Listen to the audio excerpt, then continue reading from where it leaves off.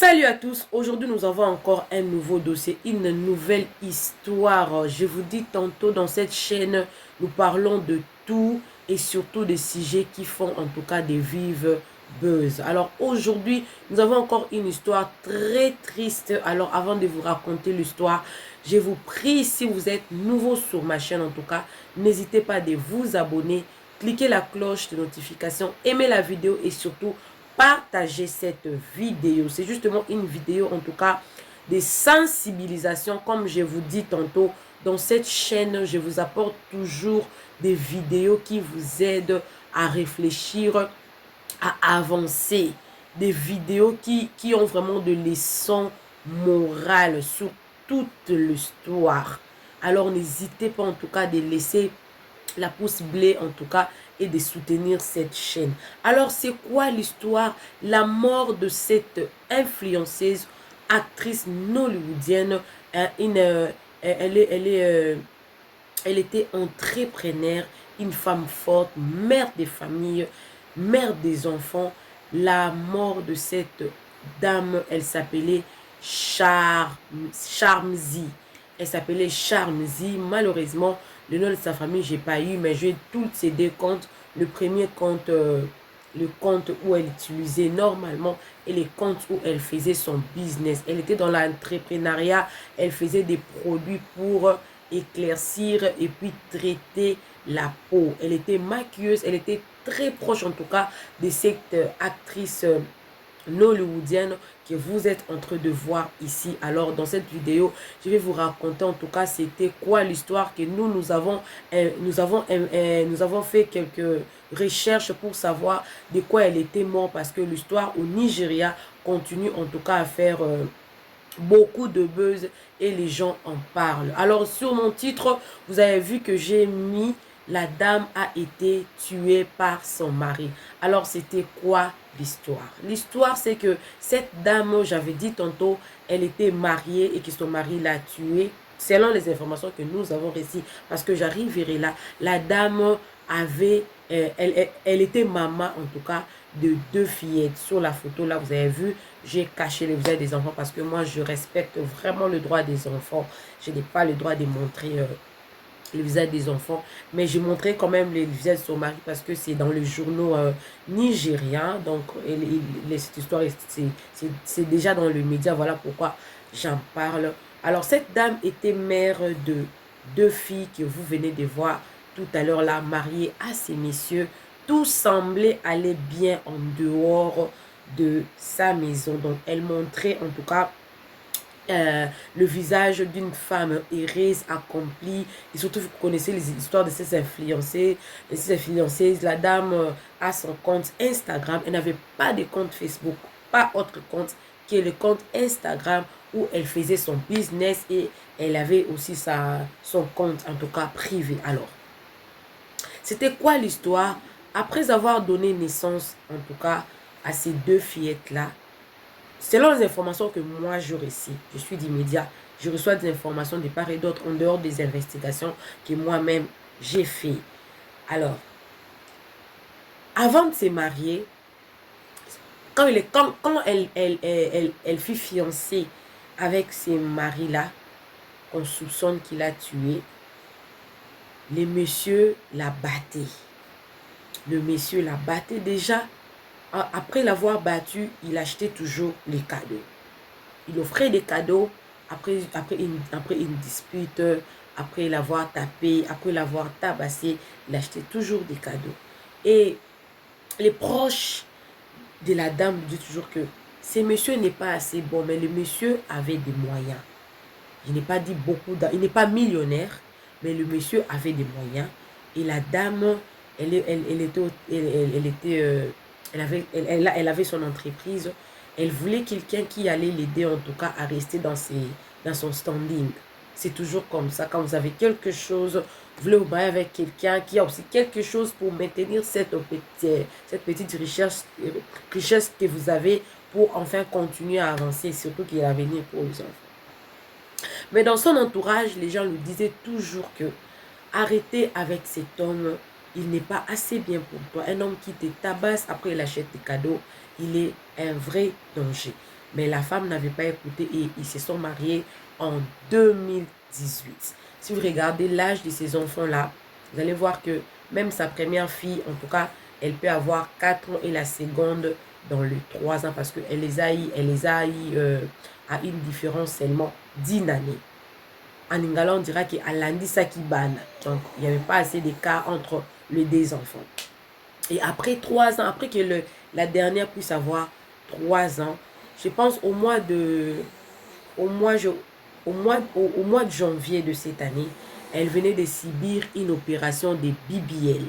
Alors l'opération de BBL, je vais expliquer pour ceux qui ne connaissent pas, c'est quoi l'opération de BBL. L'opération de BBL, c'est le fait de s'amincir le ventre et de faire grossir un peu le derrière. Donc elle venait de faire son opération et elle était toute belle dans son nouveau corps. Mais l'opération n'était pas encore cicatrisée. Donc, elle devait avoir vraiment le temps pour que les opérations... Quand on fait l'opération des BBL, on coupe partout, on coupe, on enlève le graisse et tout. Cette opération-là, vous connaissez comment ça fait. Ça fait très mal, mais ça prend aussi...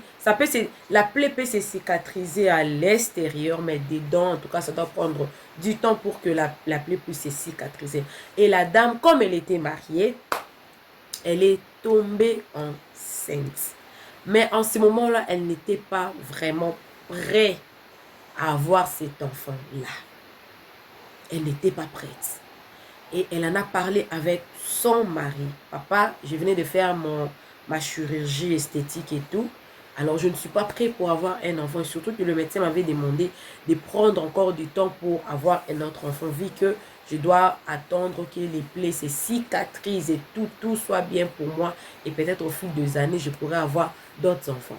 Alors, comme elle ne faisait que 2 filles, son mari était furieux. Il a dit, toi, tu ne me donnes que 2 filles. Peut-être la grossesse que tu portes là peut avoir un garçon. Pourquoi tu veux avorter cette grossesse? Tu n'avorteras pas. Et de tous ces jours-là, la femme n'était pas d'accord avec son mari. Il était très fâché. La maison était toujours dans les disputes. Et un soir, ils se sont disputés. Comme les maris avaient déjà l'habitude, en tout cas, de la tabasser, de la battre, le monsieur l'aurait porté des coups de poing sur elle. La grossesse et puis l'opération qui n'était pas vraiment bien cicatrisée n'a pas joué en faveur, en tout cas, des Charmézy. Et la dame, on l'avait acheminée à l'hôpital. Elle a fait quelques jours. Je ne sais pas ce qui s'était passé pendant ces quelques jours-là, mais elle n'a pas si, en tout cas, supporté ces chocs-là. Vu son mari l'aurait vraiment tabassé et elle a rendu l'âme. L'affaire a été saisie, en tout cas, au niveau de la police nigériane. Pour le moment, les maris clament, elle est en train vraiment de clamer son innocence. Elle dit que moi, je ne l'avais pas touchée. Elle avait fait une chute. Elle avait... Vous connaissez toujours que quand une histoire n'a pas de preuves, on sait toujours que c'est très difficile. Il faudrait qu'il y ait des témoins. Il faudrait aussi qu'il y ait des gens qui puissent accepter, en tout cas, de témoigner contre le monsieur pour que le monsieur soit arrêté. Alors, la dame était décédée au mois de juin dernier. Le 21 juin, selon ce que j'ai appris, elle est décédée au mois dernier. Mais jusqu'aujourd'hui, les enquêtes, en tout cas, se poursuivent au niveau du Nigeria. Elle a laissé derrière elle des jolies petites filles qu'elle ne reverra plus jamais et que ces enfants-là ne la verra plus jamais. En voilà l'histoire qu'on vous avait ramenée aujourd'hui. Alors, l'extérieur n'est pas l'intérieur. Tout ce qu'on voit à l'extérieur n'est pas l'intérieur. Alors là, j'ai un petit commentaire. J'avais essayé en tout cas de parcourir son Instagram. J'ai trouvé quelques commentaires, mais il y avait seulement un seul commentaire que j'avais vraiment retenu. Les commentaires est en anglais, mais je vais quand même essayer de lire ça pour essayer un peu de vous confirmer tout ce que je venais d'expliquer ici. La dame dit la violence conjugale est réelle. Pourquoi rester dans un foyer où les maris vous abattent, vous battent à tout moment et tout, et vous n'avez pas le courage de sortir parce que vous vous disiez que nous avons des enfants Et vous vous disiez également que vous ne voulez pas qu'on vous appelle divorcé ou rester justement célibataire. Par cette paire-là, tu es parti et tu as laissé les enfants pour qui tu restais dans un mariage toxique. Qui va prendre soin d'elle? Malheureusement, la dame a été mal comprise à ceux-là qui commentaient parce que c'était sur sa page Instagram. Les gens étaient très furieux. Toi, tu viens commenter ici. Est-ce qu'elle va te lire? La dame est déjà partie. Personne ne souhaite mourir. Oui, personne ne souhaite de mourir, mais on peut choisir en tout cas de partir. La dame, elle était brillante, elle avait son petit commerce. Si elle sentait que sa vie était en danger, elle pouvait choisir de partir. Le problème également aussi, c'est nos mamans africains. Quand vous allez des fois se plaindre auprès des mamans, ils vous diront toujours que les mariages, c'est comme ça. Il n'existe aucun homme qui ne te giflera pas, qui ne te fera pas ceci, qui ne te fera pas cela. Alors, j'aimerais rappeler aux mamans, apprenez à bien éduquer vos enfants et apprenez à bien éduquer vos enfants mâles. En Afrique, on éduque les enfants garçons comme étant le prince, comme étant l'autorité morale.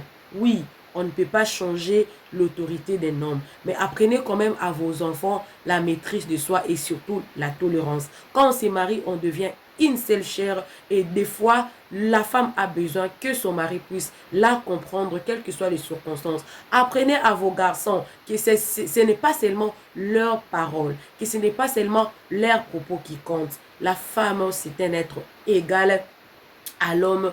La conversation et surtout les dialogues entre couples est très important. Les mamans, apprenez à vos enfants de se maîtriser face à l'enfant d'autrui. La dame, elle est partie, c'est sa famille qui a perdu. L'homme n'a rien perdu parce que s'il dit qu'elle va se marier, l'homme a gagné deux petits hommes.